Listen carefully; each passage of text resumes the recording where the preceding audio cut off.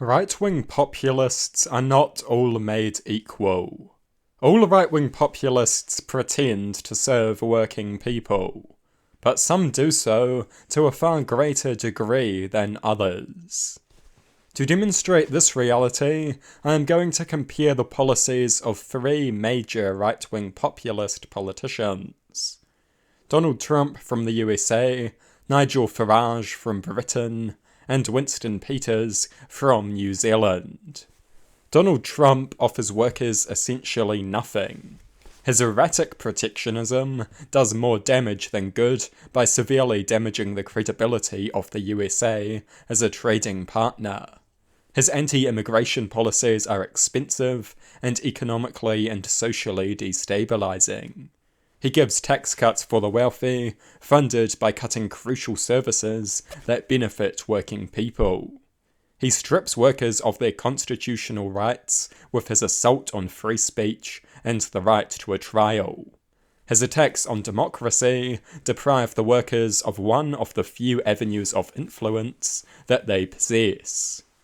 His reckless behaviour risks starting wars that will take the lives of countless working-class people.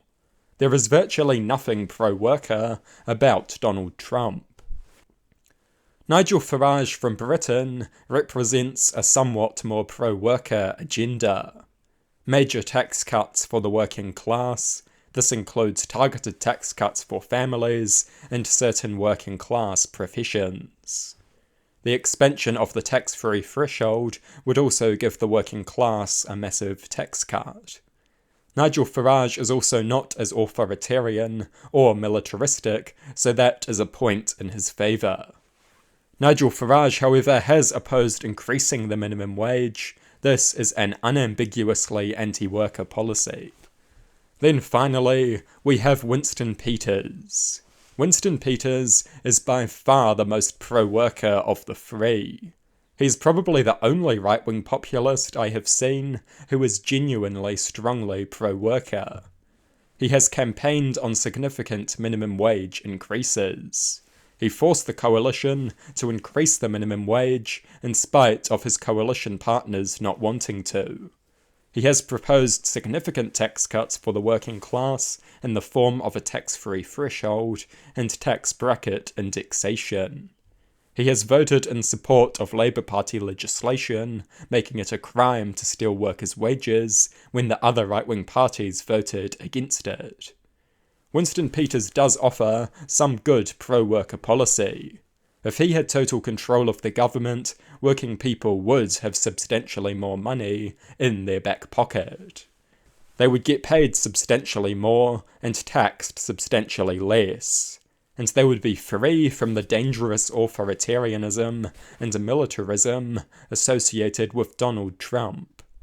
Right-wing populists are not all made equal.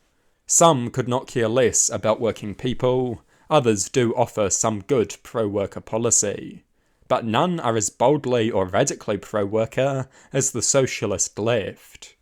At best, right-wing populists offer minor concessions to appease frustrated workers. They do not offer the radical pro-worker realignment that our society needs. They are too closely connected to rich elites and big money influence to go the full distance. Vote for them if you like, but they will never deliver the bold pro-worker reform that is desperately needed.